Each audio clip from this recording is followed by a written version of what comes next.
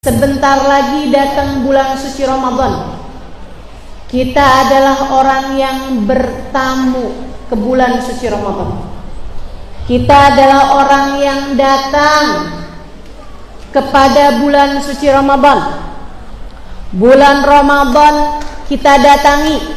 Bulan Ramadan mendatangi kita. Ramadan adalah tamu kita dan kita adalah tamunya bulan Ramadan. Sama kayak sekarang ibu-ibu datang kemari.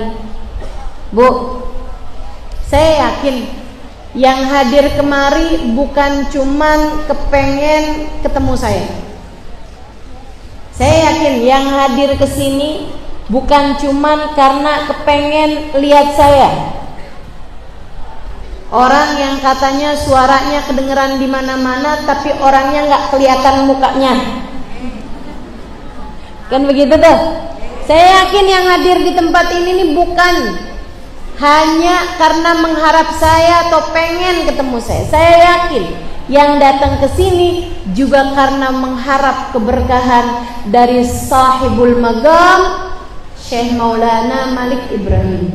Betul? Hadir dapat berkahnya Syekh Maulana Malik Ibrahim, bisa ketemu Ustazah Halimah, bisa dengerin kajian secara langsung. Kan begitu?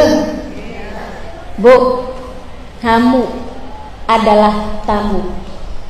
Termasuk saya adalah tamu dari Syekh Maulana Malik Ibrahim. Dan sebagai tamu, kamu pasti menjadi salah satu dari 3 jenis tamu yang tadi telah saya sebutkan. Tamu yang dirindukan,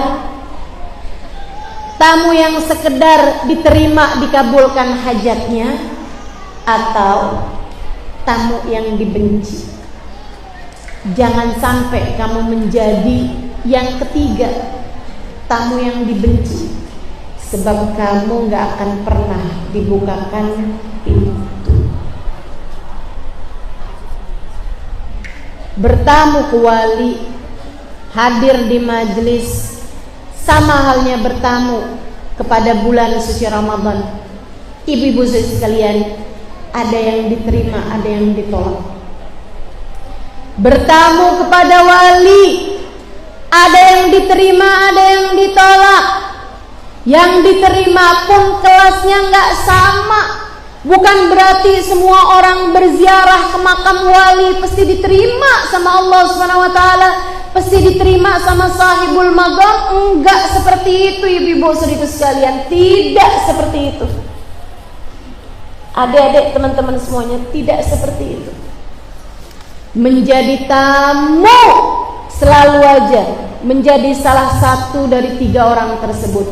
Jangankan bertamu kepada seorang wali ataupun bertamu kepada bulan suci Ramadan, bahkan yang berangkat pergi haji keluar modal yang sangat banyak, jutaan rupiah. Tahun ini hajinya naik lagi,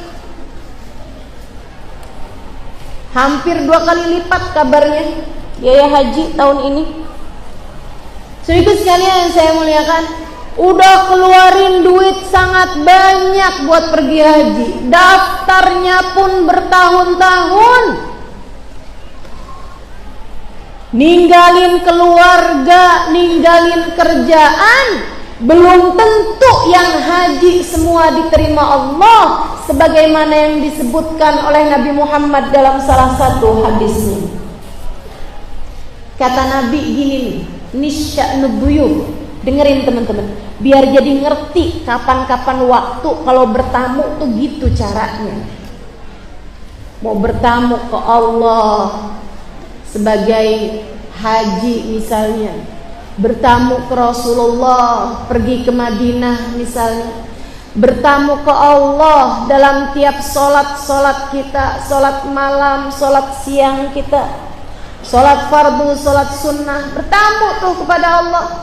Ataupun baca salawat, hadir majelis maulid, bertamu kepada Rasulullah Sallallahu Alaihi Wasallam. Ini hadir majelis seperti ini juga merupakan saranamu untuk bertamu.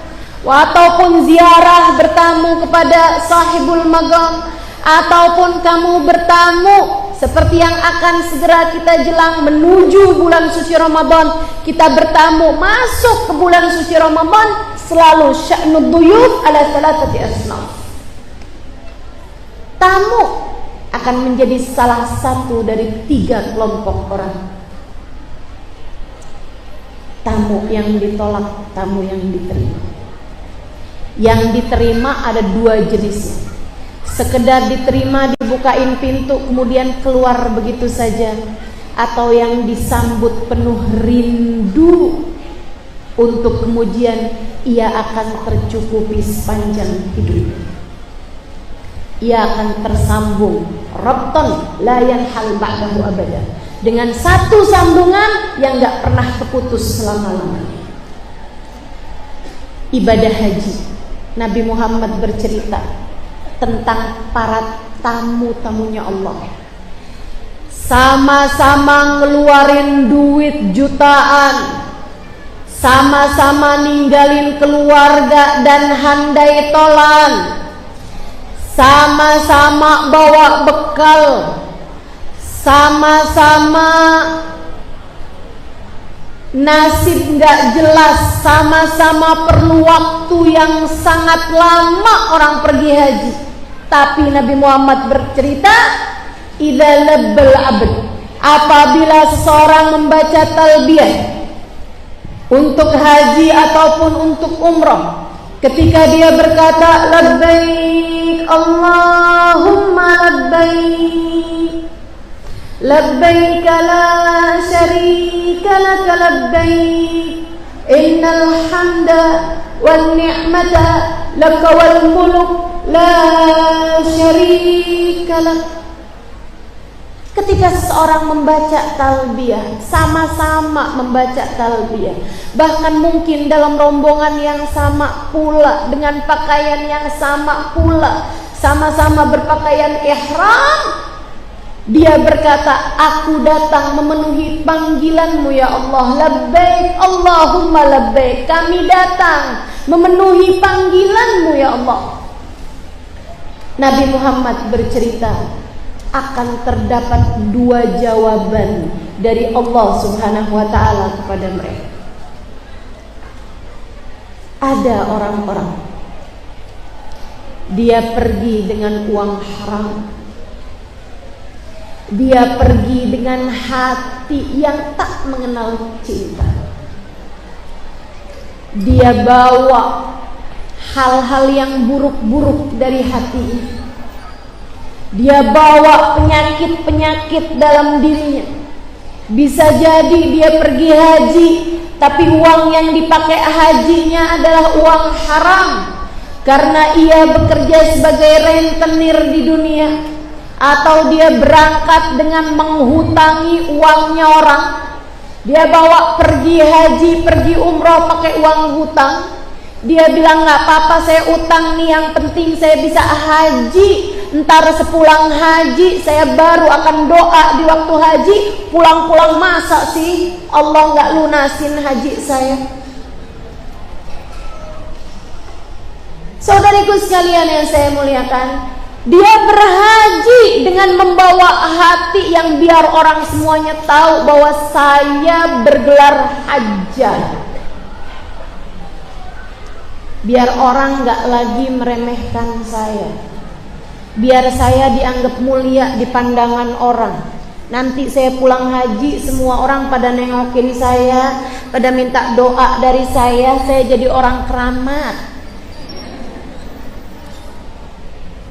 Saudaraku sekalian yang saya muliakan, orang haji akan tetapi tujuannya bukan buat nyari Allah Subhanahu wa ta'ala. Tujuannya buat nyari kebesaran dirinya sendiri. Saudariku sekalian yang saya muliakan, orang-orang yang seperti ini ketika dia berhaji, apalagi mohon maaf, halo, apalagi mohon maaf teman-teman, orang yang haji pakai duit rakyat, atau nggak tahu betul, pakai uang haram, atau seorang istri haji tanpa ridho suaminya, atau seorang anak pergi haji nih, akan tetapi dengan membawa kemarahan orang tuanya, dia durhaka selama ini kepada orang tuanya, kemudian dia berangkat pergi haji. So itu sekalian saya muliakan, saat dia berkata labbaik Allahumma labbaik, labbaik la syarika lak labbaik, aku memenuhi panggilanmu ya Allah, aku datang karenamu ya Allah. Allah kemudian menjawab panggilannya tersebut dengan Allah berkata la labbaik wa la sa'daik, tidaklah kamu datang memenuhi panggilanku. Kayak ibarat kata-kata gampangnya Allah jawab, emang siapa yang ngundang? Kamu bilang aku datang memenuhi panggilanmu, siapa yang kamu maksud? Kamu datang memenuhi panggilanku, siapa yang ngundang? Saya tidak berasa mengundangmu. Makhluk haram, hartamu yang kamu pakai buat haji harta haram. Kamu selama ini menyia-nyiakan perintah-perintahku.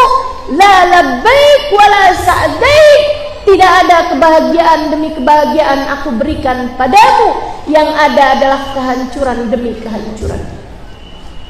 Maka ada orang haji, pulang haji tambah ahli maksiatnya. Orang haji pulang haji tambah terbuka auratnya. Ada orang haji pulang haji tambah hancur kehidupan beragamanya. Itu disebabkan karena ia telah menjadi tamu Allah yang datang dengan tanpa adab. Dia menjadi tamu Allah, akan tetapi ditolak di sisi Allah Subhanahu wa ta'ala. Ada teman saya dulu, waktu saya mondok cerita, dia bilang saya punya tetangga saya, dia bilang pulang haji jadi gila. Pulang haji jadi gila. Saya bilang kenapa gitu sebabnya? Dia tuh emang dari awal-awal kerjanya selalu meremehkan syariat-syariat Allah Subhanahu wa ta'ala. Sampai dia bilang gitu, pengen tahu saya kayak apaan sih Ka'bah, saya mau pergi haji kayak apa sih Ka'bah. Orang tuh ribut-ribut Ka'bah kayak apa sih Ka'bah gitu. Jadi sekalian, dia kalau ditanyain sama orang, Bu mau pergi haji, oh mau lihat Ka'bah, kayak apaan sih Ka'bah, orang sampai segitunya sama Ka'bah. Sampailah dia berangkat pergi haji. Di saat dia lihat Ka'bah, orang kan pada nangis tuh. Orang lihat Ka'bah pertama tuh biasanya langsung sujud syukur. Saya selalu sarankan pada teman-teman, terutama yang baru pertama kali umroh, pertama kali haji, saat lihat Ka'bah sujud syukurlah. Biar kamu tahu mana yang perlu disyukuri. Kamu bisa sampai ke rumah Allah, sujud syukurlah. Dia nih ketika ngelihat Ka'bah pertama kali, dia malah bilang kayak begini nih, oh kayak gini doang yang namanya Ka'bah. Sejak hari itu sampai pulang ke rumahnya, dia jadi gila, gak ngomong apa-apa kecuali kata-kata itu. Kayak gitu doang namanya Ka'bah. Kayak gitu doang namanya Ka'bah. Orang jengukin dia pulang haji, tanyain gimana Bu kabarnya, kayak gitu doang namanya Ka'bah. Jadi gila teman-teman. Na'udzubillah. Jadi tamu Allah kalau tertolak sakit. Kadang-kadang gak sakit di dunia, tapi sakit di lebih serem lagi tuh. Kamu berziarah ke makam wali, kalau ditolak sama walinya sakit teman-teman. Kamu datang kepada bulan suci Ramadan, kalau Ramadan tidak dapat mengubahmu menjadi lebih baik, kemaksiatan demi kemaksiatan terus saja kamu lakukan selama bulan Ramadan, bisa jadi seperti yang disabdakan Nabi Muhammad dalam hadisnya, kam min sha'im laisa min siyamihi illa al-ju' wal 'atash. Berapa banyak orang puasa tidak dapat pahala apa-apa dari puasanya selain lapar dan haus belaka. Gak dapat apa-apa dari puasanya selain lapar dan haus saja. Sama-sama laparnya, sama-sama hausnya, sama-sama panik waktu buka, sama-sama langsung makan makanan-makanan pembuka, langsung minum es teh manis. Teman-teman sekalian yang saya muliakan, akan tetapi di sisi Allah dia nggak dapat apa-apa selain lapar dan haus belaka. Nabi bercerita dalam hadisnya yang lain, kata Nabi Muhammad SAW, innama shaum junnah, sesungguhnya puasa itu adalah benteng. Fa idza kana yauma shaumi ahadikum fala yarfuth wala yafsuq wala yajhal fa in syatamahu ahadun aw qatalahu falyaqul inni shaim inni shaim. Puasa itu adalah benteng. Maka apabila seorang di antara kalian berpuasa, jangan berkata keji, jangan berbuat perbuatan-perbuatan keji. Dan apabila kamu sedang berpuasa, orang lain mengajakmu bertengkar, orang lain mengajakmu berantem, jawablah kepadanya, inni shaim, inni shaim. Maaf, saya sedang berpuasa.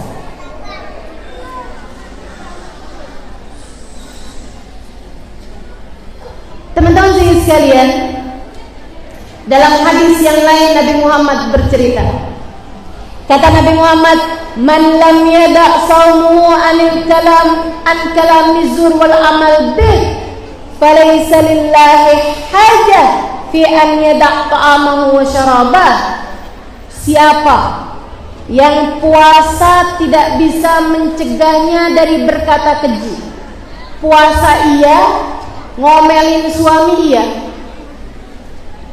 puasa iya, mukul anak iya, puasa iya, ngomongin orang iya, puasa iya, namimah iya, puasa iya, pacaran iya. Ada nih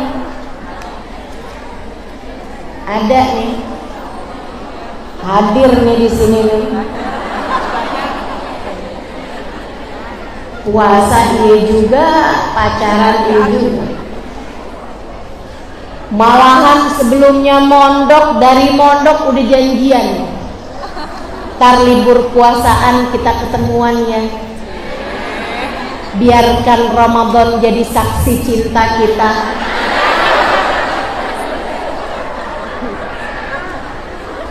Ketemuannya di mana? Pulang terawih di bawah menara masjid ya.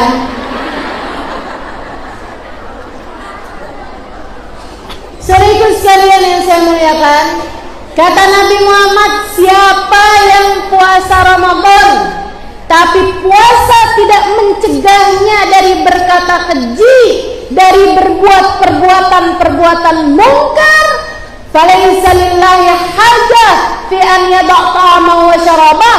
Allah nggak perlu sama dia ninggal makan, ninggal minumnya. Bahasa gampangannya, puasanya dilepeh sama Allah Subhanahu wa ta'ala. Puasamu ditolak, ibadahmu tidak dianggap, apa yang kamu lakukan tidak diakui oleh Allah Subhanahu wa ta'ala. Teman-teman, jangan sampai kamu menjadi salah satunya.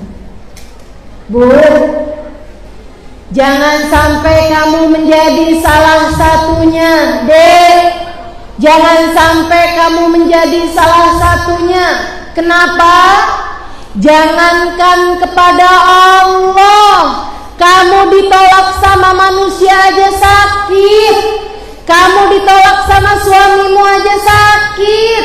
Kamu ditolak sama anakmu, gak diakui, gak dihargai sama anakmu saja sakit.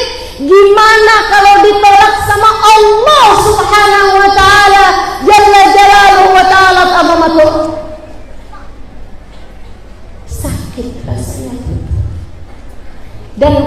kesakitan itu bisa ada yang dirasakan sejak di dunia, banyak yang Allah simpan-simpan untuk merasakan sakit nanti di akhirat.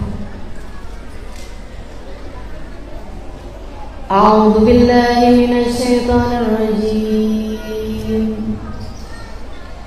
Kalla bal rana 'ala qulubihim bima kanu yaksibun.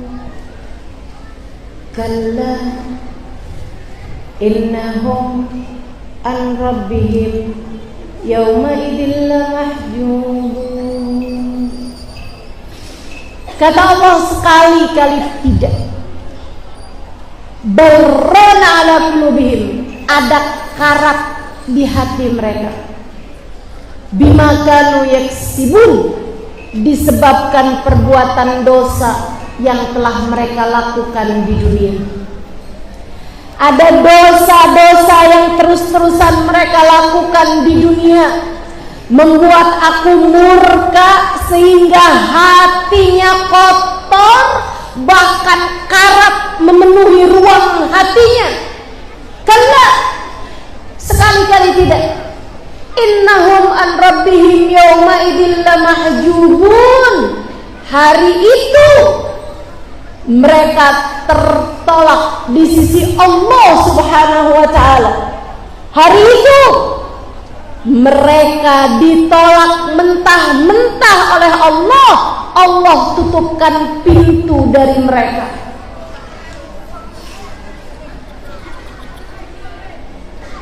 Saudara itu sekalian, kenapa nih?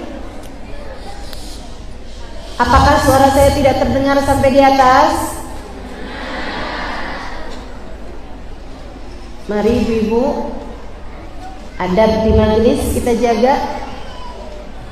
Sehingga sekalian yang saya muliakan, kata Allah, kalla innahum an rabbihim yawma idzin lamahjubun.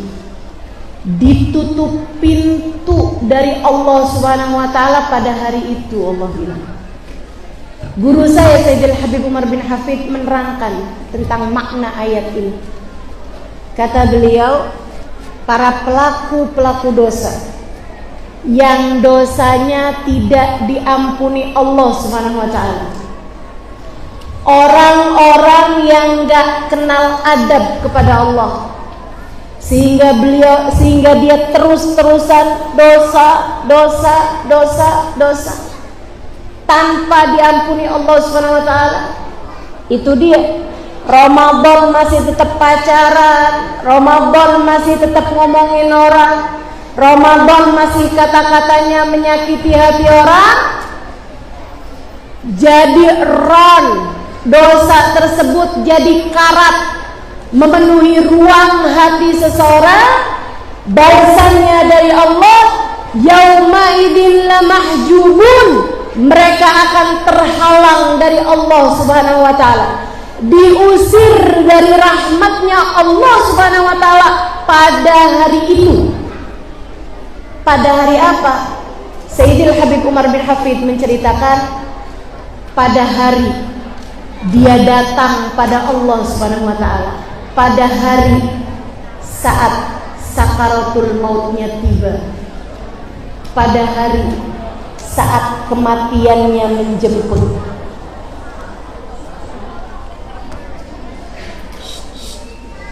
Hari itu dia akan tertolak di sisi Allah Subhanahu wa ta'ala. Na'udzubillah.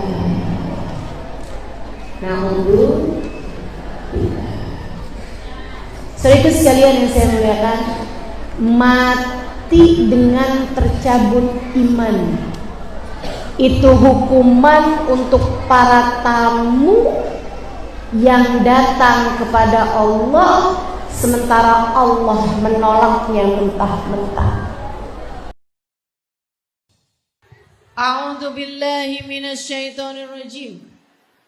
Ma sya'allahu kan wa ma lam yasha' lam yakun. Apapun yang dikehendaki Allah terjadi, pasti terjadi. Apapun yang tidak dikehendaki Allah terjadi, tidak akan terjadi. Tak ada apapun terjadi kecuali dengan qada qadar Allah Subhanahu wa taala. Dalam ayat yang lain Allah mengatakan, A'udzu billahi minasyaitonir rajim. Innama amruhu idza arada syai'an ay yaqula lahu kun. Sesungguhnya urusan Allah apabila menghendaki sesuatu untuk terjadi, hanya perlu berkata jadilah, maka jadilah sesuatu tersebut. Tak ada apapun terjadi di atas muka bumi ini, bahkan sekedar daun jatuh hingga kedipan matamu, kecuali dengan qada dan qadar Allah Subhanahu wa taala, kecuali dengan kehendak dan takdir Allah Subhanahu wa taala.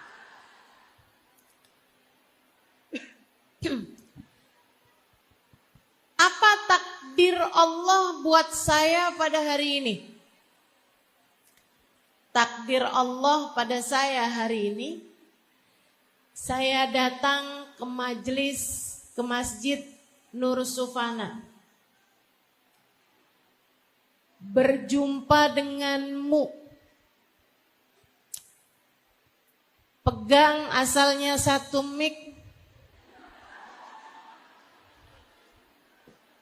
jadi pegang 2 mic.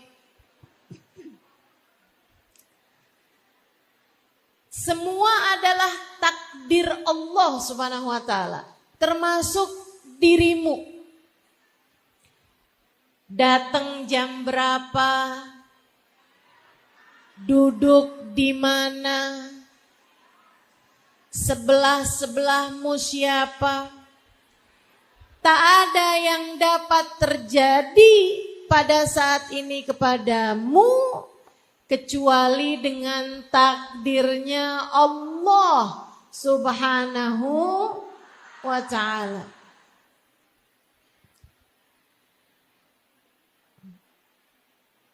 Semua orang menjalani takdirnya masing-masing. Tapi ada yang damai dan ridho dengan takdirnya Allah. Ada yang enggak bener jalanin takdirnya Allah, enggak ridho, enggak terima, ngeluh mulu, protes mulu. Disinilah nilai manusia di sisi Allah Subhanahu wa ta'ala terlihat. Nabi Muhammad mengatakan, man radiya falahur ridha wa man sakhita falahus sukht. Siapa yang berdamai dan menerima takdirnya Allah Subhanahu wa taala, maka Allah akan menerima dan ridho kepadanya. Wa malam wa man sakhita, dan siapa yang protes, enggak terima sama takdirnya Allah Subhanahu wa taala, enggak ridho sama takdirnya Allah Subhanahu wa taala, falahus sukht, maka Allah Subhanahu wa taala pun akan memberikan kemurkaan kepada hamba tersebut. Nilaimu di sisi Allah tergantung dari seberapa ridho kamu, seberapa damai kamu terhadap takdir takdir yang datang dalam hidupmu. Saudariku sekalian yang saya muliakan, demikian pula dengan nilai bahagia hidupmu, nilai tenangnya hatimu dalam hidupmu di atas muka bumi ini. Kamu jangan kira kalau duit saya banyak, kalau badan saya sehat, kalau saya nggak mendapatkan ujian, kalau saya nggak ada masalah, maka hidup saya akan tenang, hati saya akan damai. Enggak gitu ceritanya. Enggak gitu. Nilai tenangmu, nilai damaimu, nilai bahagiamu bukan tentang seberapa manis kamu menjalani kehidupan ini, akan tetapi tentang seberapa ridhomu, seberapa damaimu menjalani setiap takdir yang datang dalam kehidupan meski terkadang pahit terasa. Jangan ngarep hidup seneng terus. Itu mustahil. Mau yang kaya, mau yang kurang kaya, mau yang cantik, mau yang cantiknya nggak kelihatan,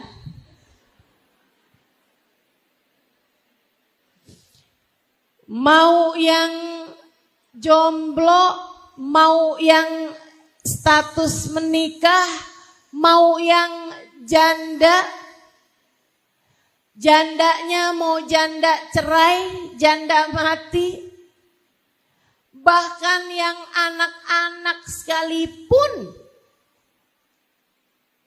datangnya permasalahan dalam hidupmu adalah sebuah niscaya, pasti dialami oleh setiap manusia. Allah mengatakan dalam Qur'annya, A'udzu billahi minasyaitonir rajim.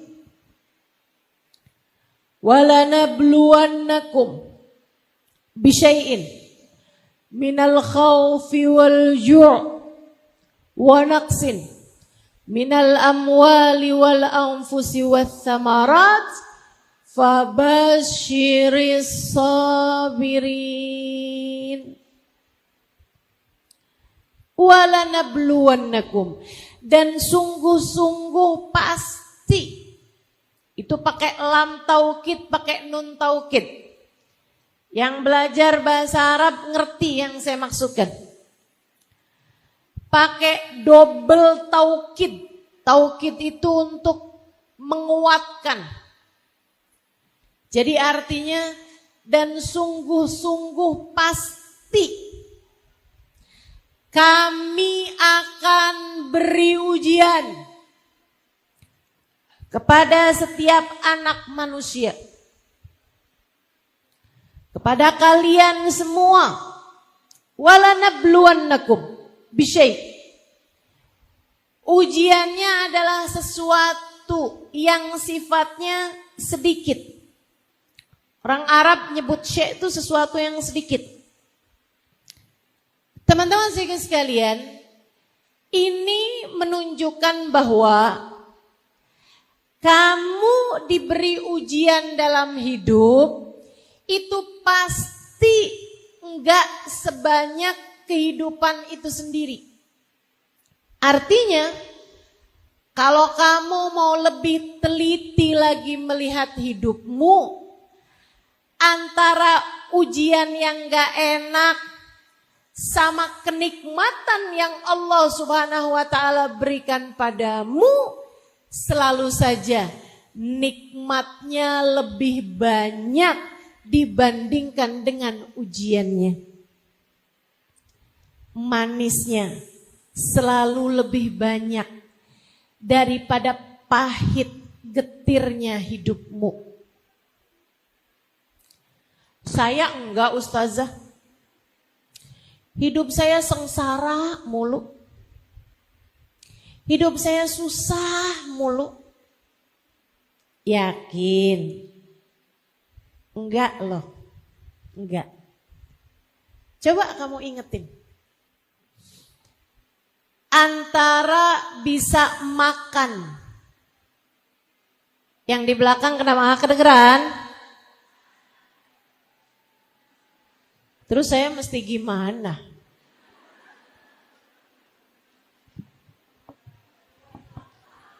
Menurut kamu saya harus apa?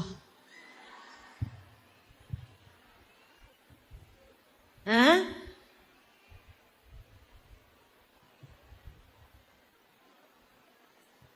Iya, saya udah lihat. Saya mesti gimana gitu?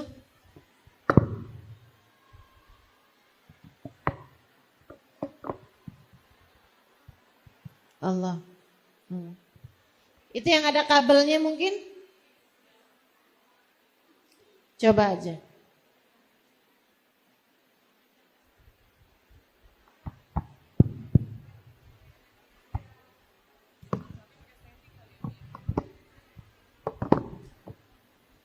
Kenapa? Allah. Allah. Kedengeran gak yang sekarang? Enggak kedengeran tapi kok bisa nyaut?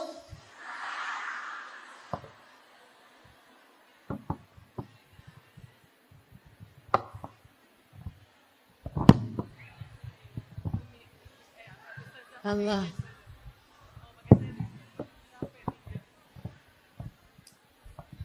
Saudariku sekalian, kedengeran? Yang di atas aman? Oke. Oh enggak juga tuh katanya. Aman ya yang di atas ya. Berarti yang di luar ya.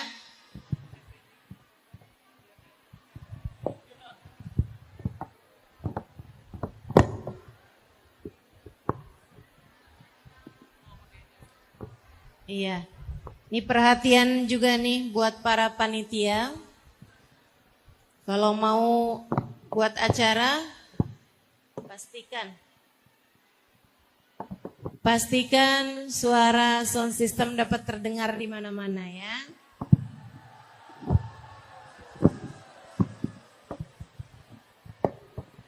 Saya gimana nih?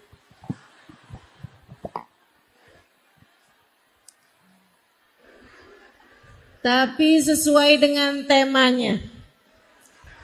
Kita harus berdamai dengan takdir.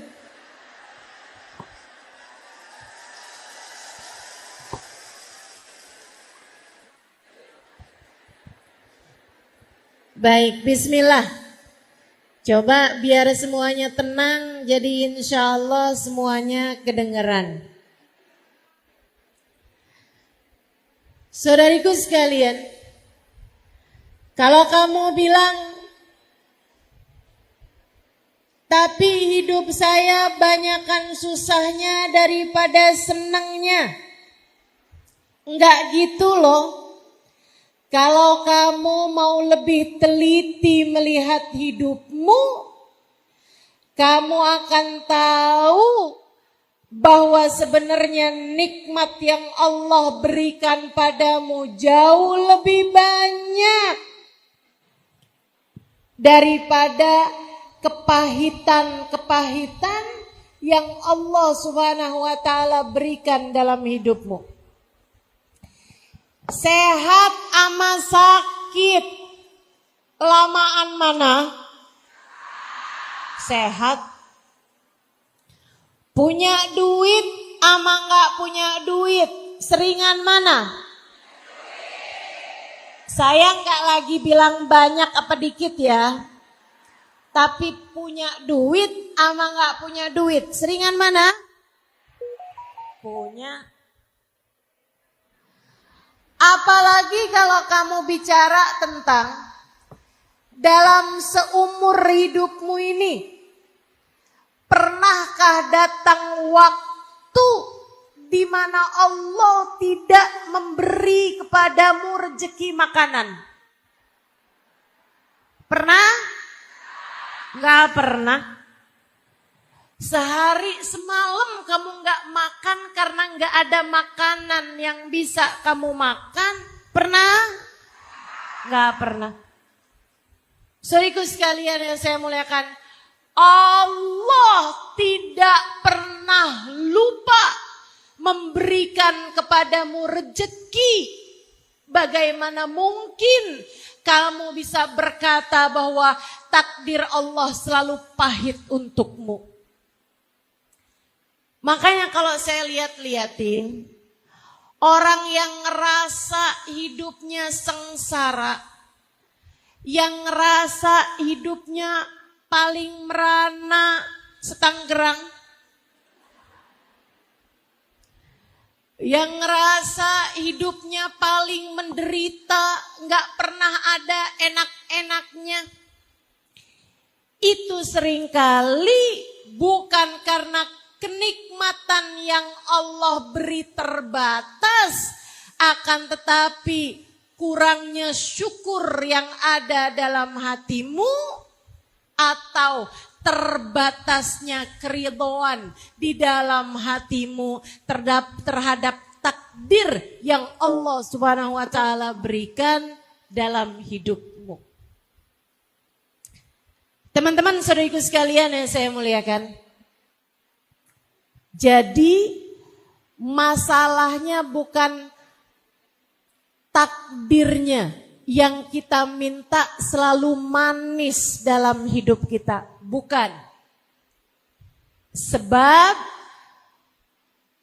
selagi kamu hidup di atas muka bumi ini, maka ujian, kepahitan adalah sebuah keniscayaan. Sebagai manusia, kamu pasti akan diuji. Walanabluwannakum, kata Allah.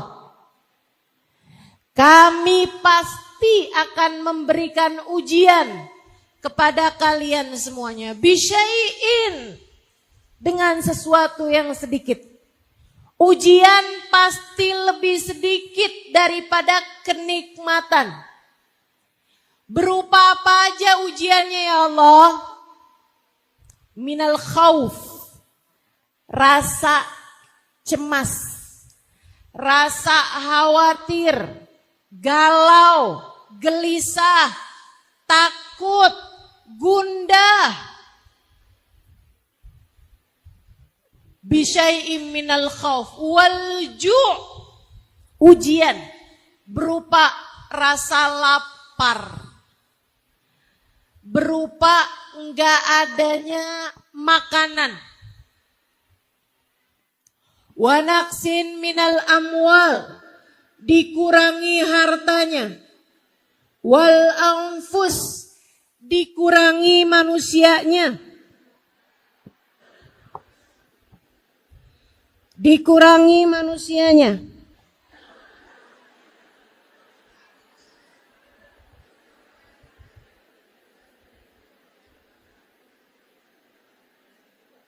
Allah.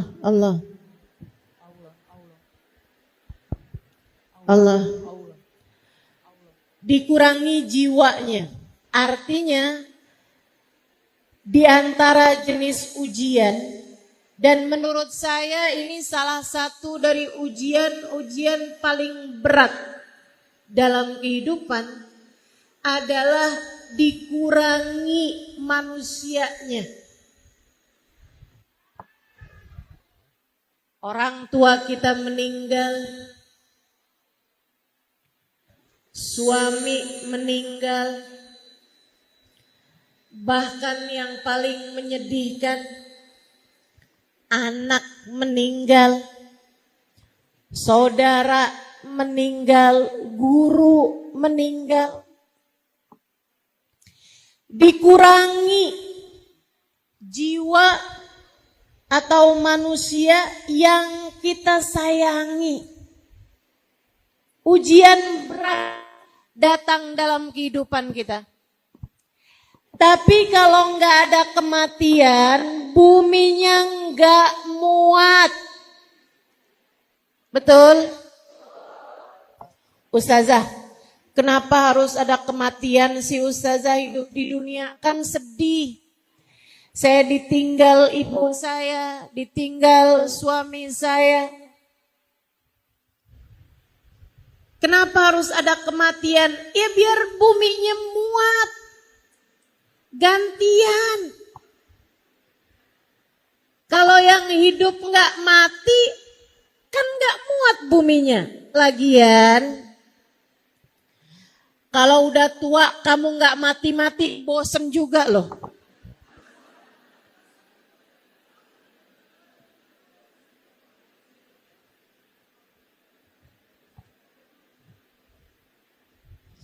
Kamu tahu nggak? Banyak orang-orang yang sudah sangat tua itu nggak lagi minta panjang umur. Dia bilang, saya udah nggak pengen lagi panjang umur. Saya tanya, kenapa? Dia bilang, karena semua teman-teman saya sudah meninggal. Masya Allah. Saudariku sekalian, Allah kemudian mengatakan, wal anfusi was samarat. Di antara ujian juga adalah dikuranginya buah-buahan, dikuranginya hasil panen, dijadikan hasil panennya bangkrut, atau usaha yang sedang kita usahakan tidak membuahkan hasil. Bangkrut di sana, enggak berhasil di sini. Salah satu dari jenis ujian yang datang dalam kehidupan. Allah bilang, fabasyiris sabirin. Berikanlah kabar gembira untuk yang bisa sabar. Untuk yang bisa sabar. Hari ini kita dapat ujian suara mikrofon. Berikanlah kabar gembira untuk yang bisa bersabar. Enggak apa-apa. Yang kedengeran ada pahalanya, yang enggak kedengeran, kamu duduk di majelis pun juga tetap dapat pahalanya. Berkahnya semuanya dapat. Ijabah doanya semuanya dapat. Ampunan yang diturunkan di majelis semuanya dapat.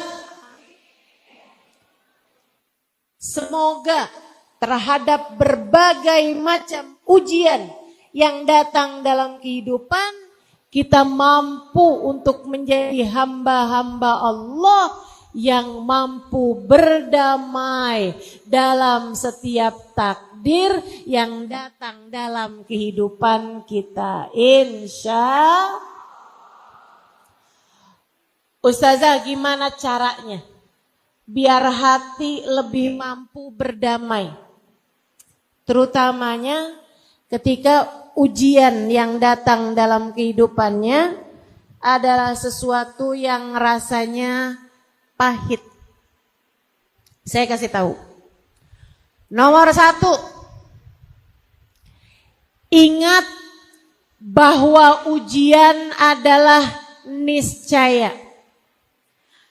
Bahwa takdir pahit yang datang dalam kehidupan kita adalah sesuatu yang pasti datangnya untuk siapapun. Kamu kalau ngeliatin orang, terus kamu pikir, wah dia mah hidupnya enak ya. Kamu mah mending. Ada nih kaum mendang-mending nih.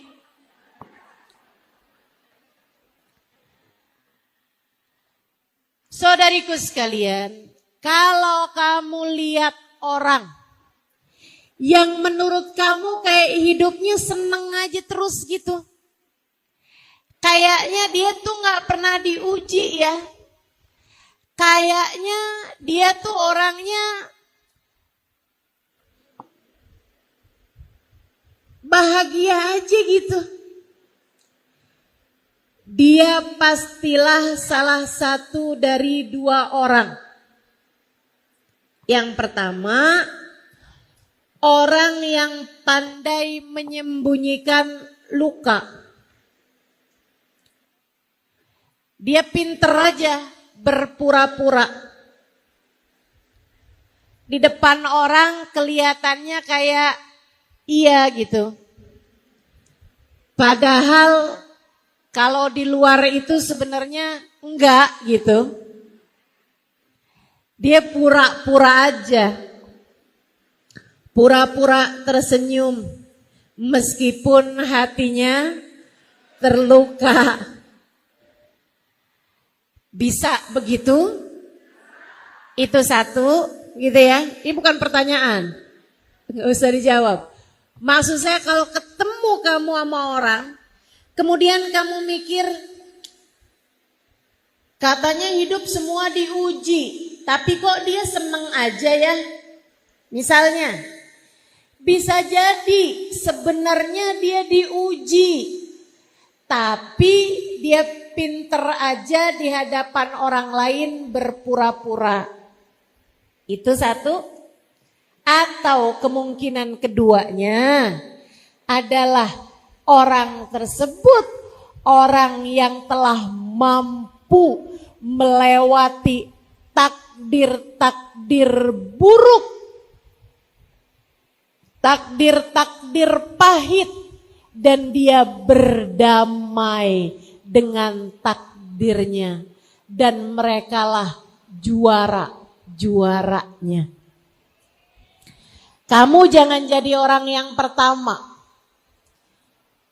Kamu jangan jadi orang yang pertama. Kalau kamu bilang, kalau ada orang bilang, kamu kok kayaknya seneng aja hidupnya. Kamu gak bilang, ya saya berusaha untuk selalu tersenyum meskipun hati saya menangis.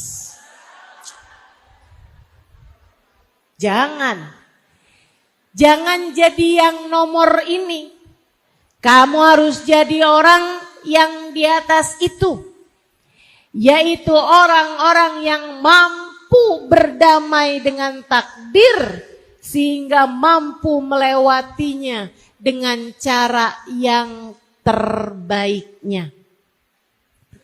Saudariku sekalian yang saya muliakan.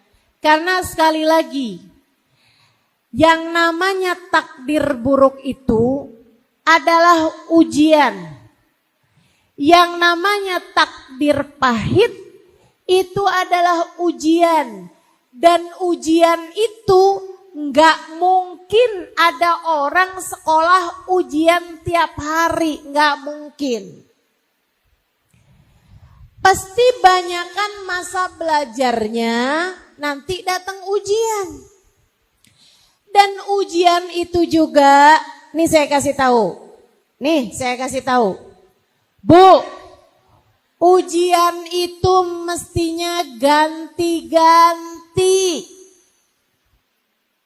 Kalau kamu ngerasa ujian kamu sama terus-terusan, artinya kamu adalah orang yang kena remedial.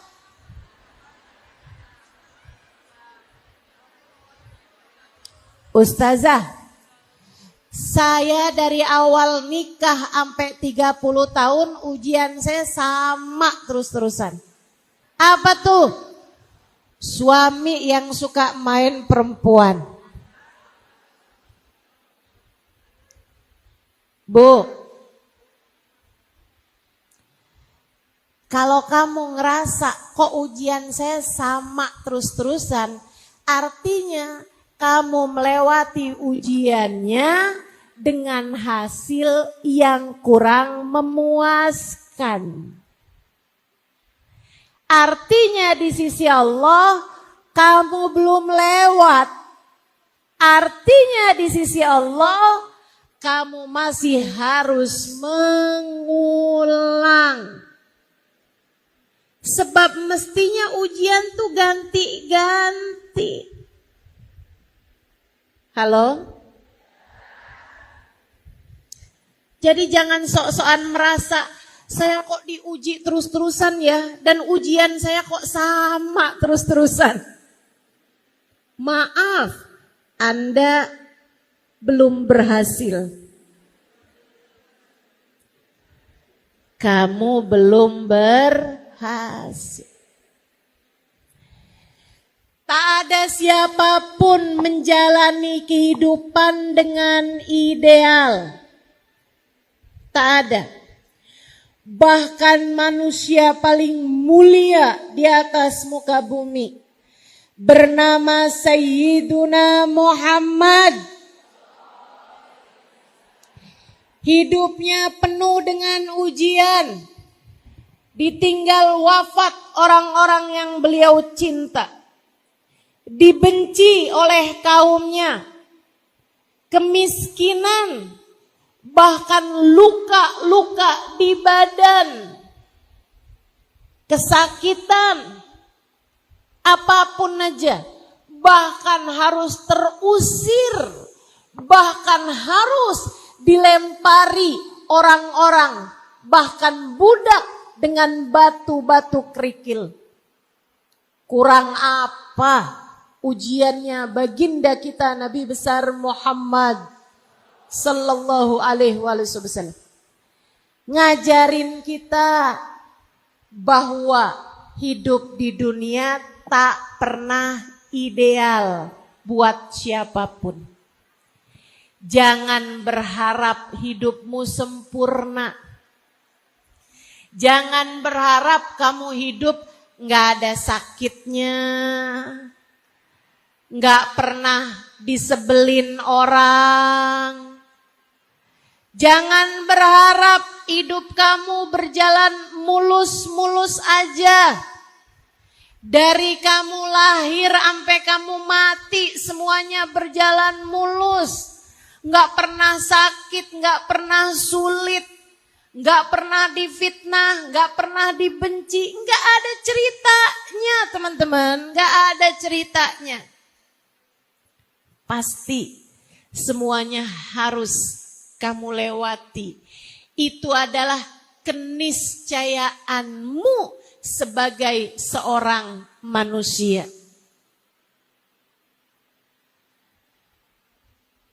Enggak apa-apa. Diuji tuh enggak apa-apa. Ada masalah tuh enggak apa-apa. Lagi dikasih sakit tuh enggak apa-apa. Lagi melewati masa-masa sulit itu enggak apa-apa. Lagi melewati hari-hari berat itu enggak apa-apa. Kamu hanya perlu melewatinya dengan cara yang paling Allah ridhoi. Dengan cara yang paling Allah inginkan. Hingga kamu bisa lewat dan kamu keluar dari badai ujian tersebut sebagai seorang pemenang. Insya Allah. Saudaraku sekalian, jadi sekali lagi gak ada orang gak diuji. Semuanya diuji. Semua diuji. Dan ujiannya itu datang bahkan sesuai dengan kadar keimanan.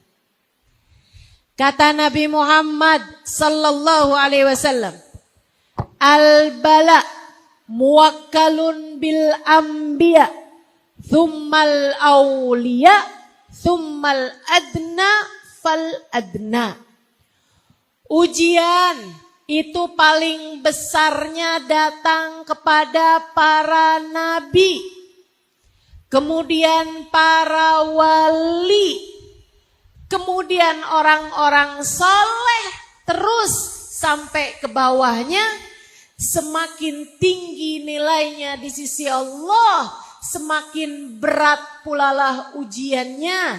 Semakin kecil nilainya di sisi Allah, semakin ringan pulalah ujiannya.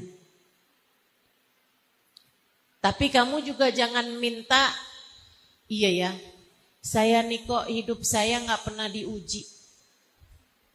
Ya Allah, apakah ini menunjukkan bahwa saya adalah orang yang tidak bernilai?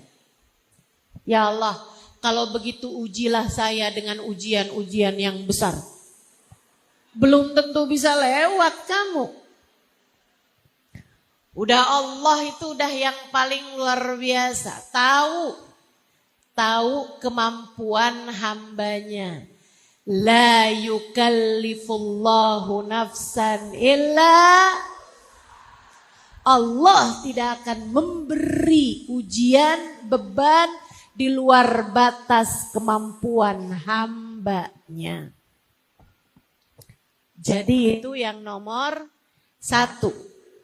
Ingat, semua diuji. Ingat, tak ada hidup yang ideal. Semua pasti melewati masa-masa takdir yang pahit dalam kehidupan. Kemudian yang kedua, ingat, apapun yang Allah beri adalah yang terbaik. Kamu gak ngerti, tapi Allah ngerti. Kamu gak faham, tapi Allah faham. Kamu tidak cukup pandai, tapi Allah lah yang maha bijaksana.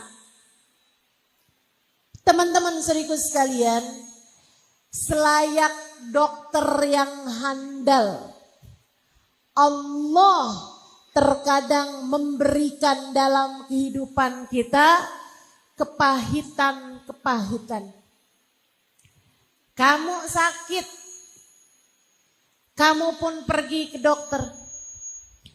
Dokter yang tahu kamu sakit tidak akan memberikan hal-hal yang manis sebagai obatnya. Nih, minimal obat kamu dikasih pil, kamu dikasih sirup, kamu dikasih jamu. Rasanya apa? Pahit. Rasanya pahit. Kamu gak bisa bilang, ya Allah, mengapa engkau begitu kejam memberikan kepadaku kepahitan-kepahitan dalam kehidupan. Itu sama kayak kamu bilang sama dokter, dokter nih sebenarnya lagi ada masalah apa sama saya dokter? Kenapa kok dokter ngasih saya pil-pil pahit? Tentu dokter tersebut akan menjawab, saya memberimu pil pahit karena dengan ilmu saya tahu bahwa di dalam pil pahit ini terdapat obat bagi penyakitmu. Kita nih, kalau hidup kita senang terus-terusan, dari mana kita paham caranya bersabar? Kalau hidup kamu sehat terus-terusan, seneng terus-terusan, dari mana kamu bisa pengen sama akhirat? Teman-teman saya sekalian, saya kalau lagi sakit, saya ingetin diri saya. Halimah, kamu kayaknya emang terlalu betah di dunia. Makanya sama Allah diingatkan bahwa dunia enggak seseneng ini. Dengan Allah kasih sakit. Begitu sakit jadinya inget sama akhirat. Begitu sakit akhirnya jadi pengen sama surga. Akhirnya jadi kangen sama surga. Kalau kamu hidupnya senang terus-terusan, dari mana kamu belajar rasa kepengen surga? Makanya tiap kali dikasih kepahitan, itu adalah cara Allah mengingatkanmu dengan surga. Allah kayak lagi mau bilang, nih, jangan kebetahan sama dunia. Dunia ada sakitnya, dunia ada sulitnya, dunia ada gak enaknya. Entar kalau kamu pengen seneng terus, kalau kamu kepengen sehat terus, tempatnya adanya di surga. Belajar kangen sama surga dengan kita melewati kepahitan di atas muka bumi ini. Kadang-kadang bukan lagi pil pahit yang dikasih, teman-teman. Karena sang dokter paham, wah, ini sakitnya berat. Jadi nggak cukup dengan pil. Harus diapain nih dokter? Suntik. Obatnya udah nggak mempan dengan pil pahit. Harus suntik. Ada nggak disuntik yang enak? Nggak ada. Nggak ada. Maka demikianlah Allah berbuat kepada hamba-hambanya yang dicinta. Kamu kalau lagi datang takdir-takdir buruk dalam hidupmu, kamu harus tahu bahwa itu adalah surat cinta yang Allah layangkan dalam hidupmu. Sesekali kamu harus disuntik.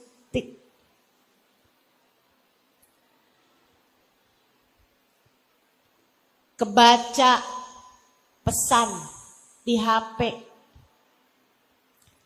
Sayang, bulan ini sudah ditransfer. Masalahnya itu adalah HP suami. Kamu kebaca di HP suamimu ada WhatsApp masuk, sayang, bulan ini sudah ditransfer.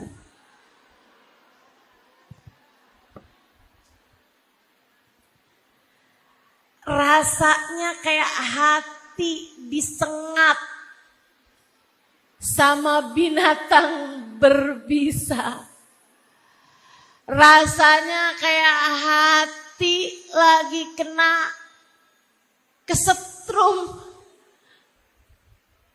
Saudariku sekalian, tuh dia tuh suntikan Allah dalam kehidupan.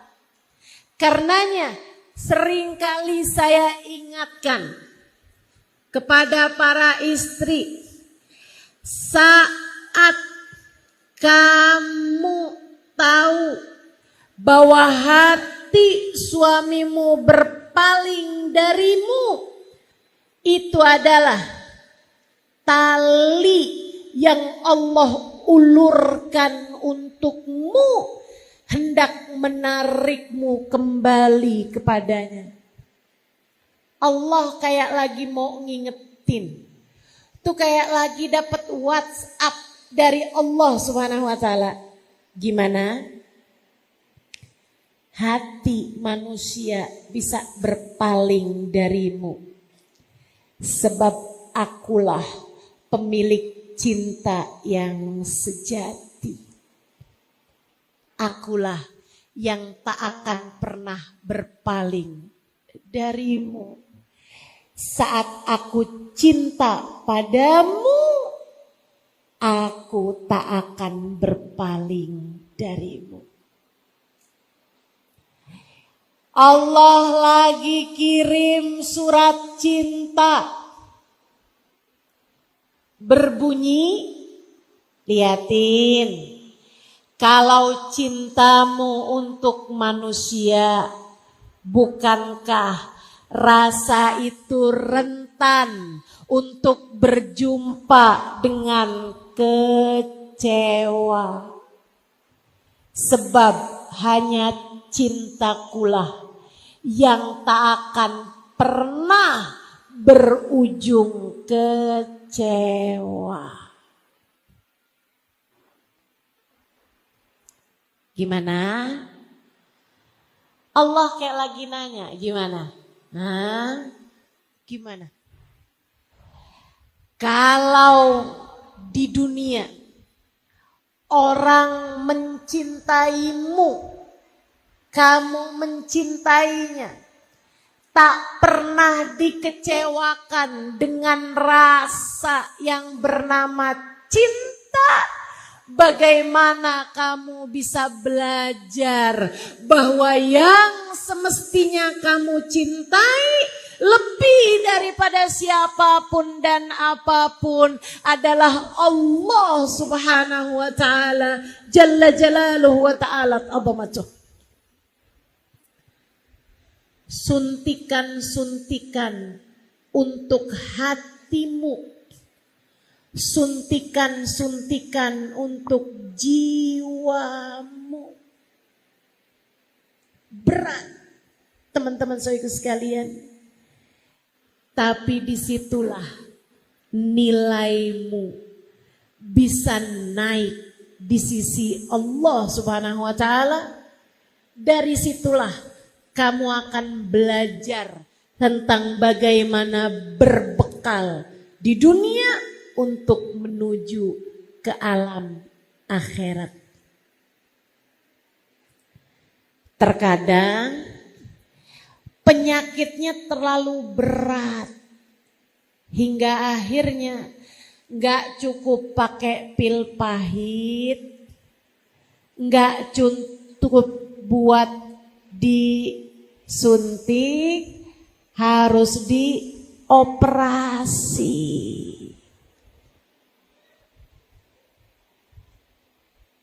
Lama waktunya, lama pula masa pulihnya, harus turun mesin, kan begitu? Harus disayat-sayat, dibuka-buka, dijahit-jahit. Masya Allah, Masya Allah. Saudariku sekalian yang saya muliakan, demikian dalam kehidupan. Terkadang ada badai-badai menyerang. Terkadang ada keadaan-keadaan yang rasanya kayak kiamat kamu rasakan. Terkadang ada hal-hal yang begitu berat kamu jalani dalam kehidupan. Saudariku sekalian yang saya muliakan, itulah cara Allah Subhanahu wa ta'ala membuatmu berhasil melewati berbagai macam ujian dalam kehidupan di atas muka bumi ini.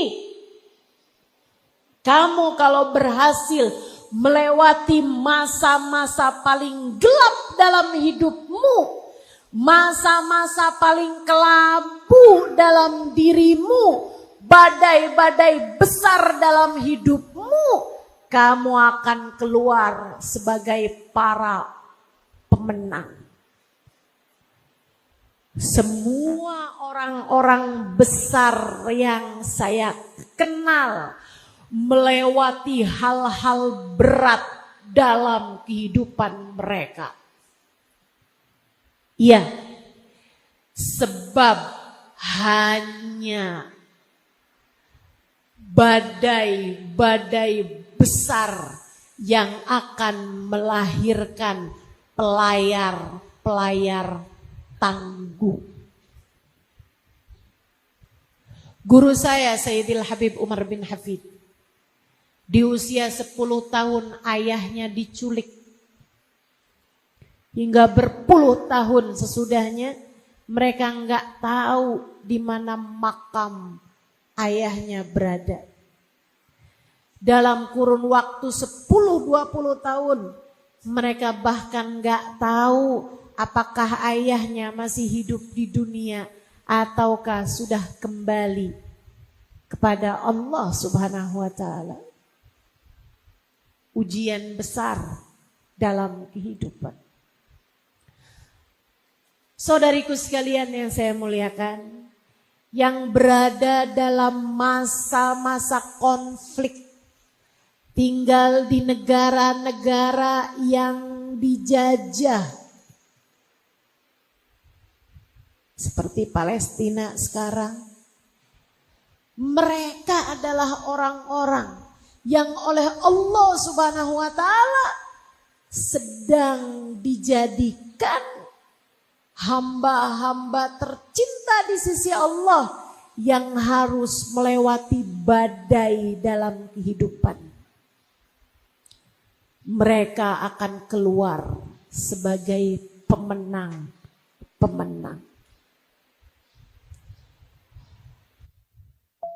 Warga Aceh saat kena tsunami,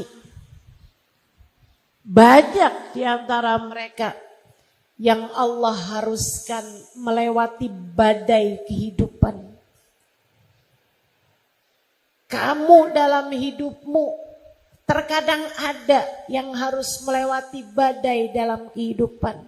Saya nggak tahu, tapi saya rasa mungkin ada sebagian darimu yang saat ini sedang berada dalam badai kehidupan. Tetaplah bertahan. Cobalah berdamai. Rasakanlah kasih sayang Allah dalam dirimu itu. Saudariku sekalian, tahun lalu di bulan-bulan seperti ini saya sedang melewati hari-hari berat. Oleh Allah Subhanahu wa taala saya diberi rasa sakit yang luar biasa sakitnya. Bantalan tulang belakang saya pecah. Dan itu adalah tulang belakang yang kaitannya dengan semua saraf-sarafnya kaki. Sehingga kalau teman-teman ada yang ingat, tahun lalu beberapa majelis harus saya datangi dengan kursi roda. Bukan mau gegayaan. Lagi ngapain juga gegayaan pakai kursi roda.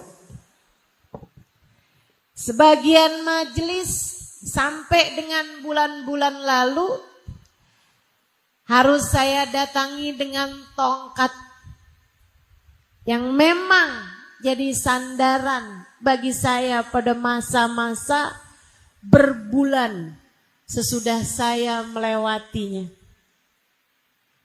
Saudaraku sekalian, saya belajar banyak dari masa-masa sakit tersebut.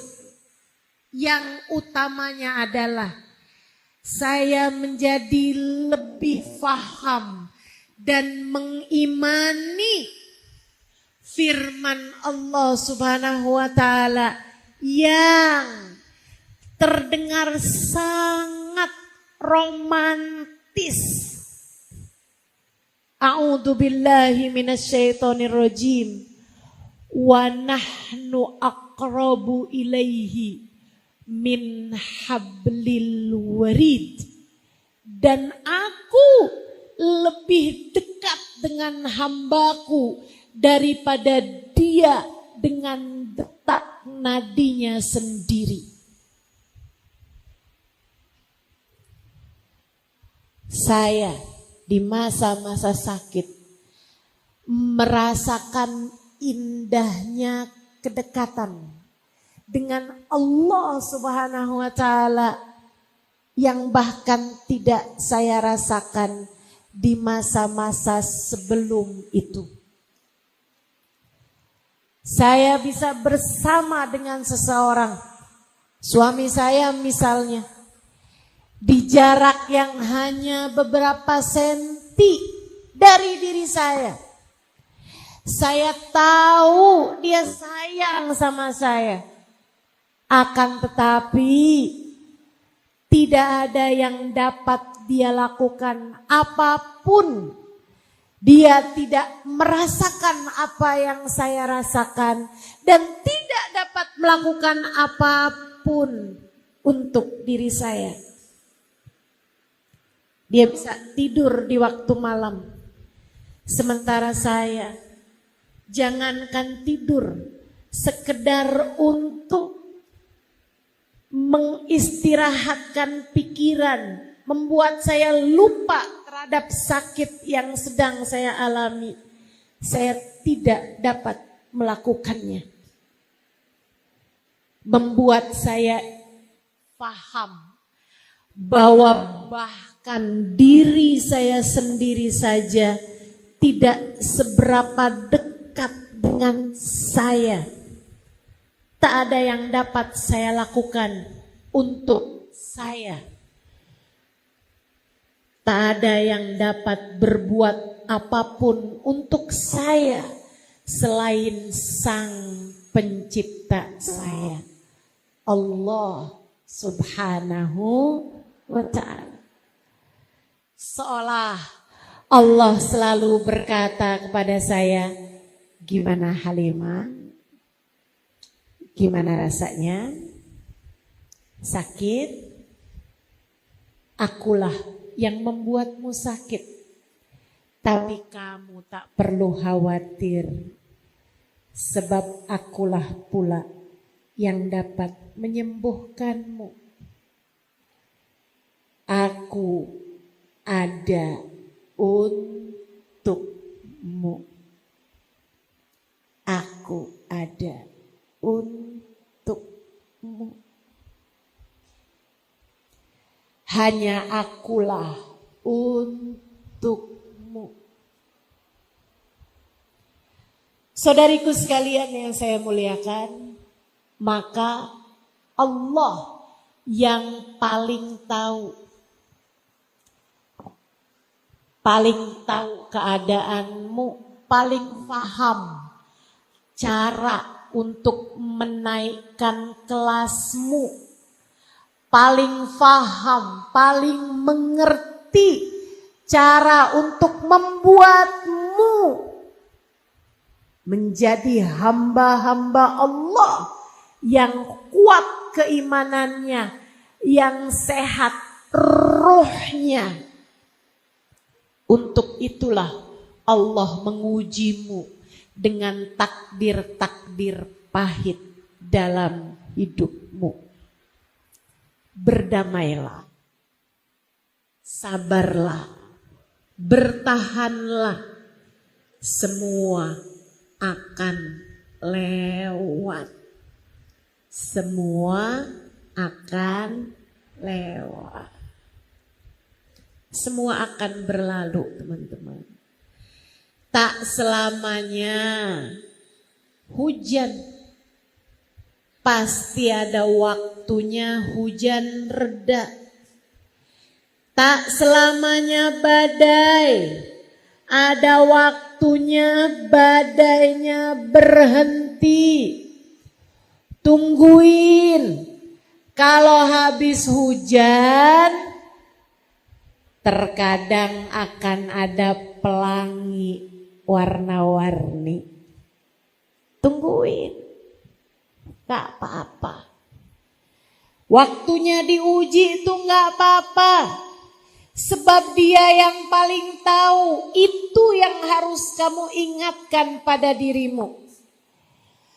Hati saya sakit Ustazah, suami yang begitu saya cintai berpaling hati. Tuh, ambil pelajarannya. Rupanya kamu terlalu mencintai makhluk sehingga Allah harus mengujimu dengan rasa bernama kecewa untuk mengingatkanmu bahwa cinta Allah lah yang hakiki, cinta Allah lah yang sejati. Belajarlah untuk mampu melewati ujian ini dengan cara yang paling Allah inginkan. Jadi kalau kamu ketika diuji suami berpaling hati, kamu malah berpikir emang dia doang yang bisa begitu, saya juga. Ya kamu namanya melewati ujian bukan dengan cara yang benar. Kalau kayak gitu besok-besok kamu bakal diuji lagi dan lagi. Karena kamu masih harus remedial.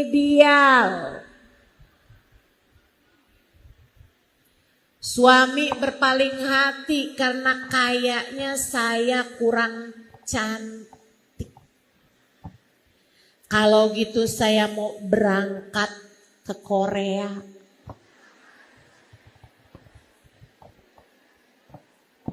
Saya mau mancungin hidung.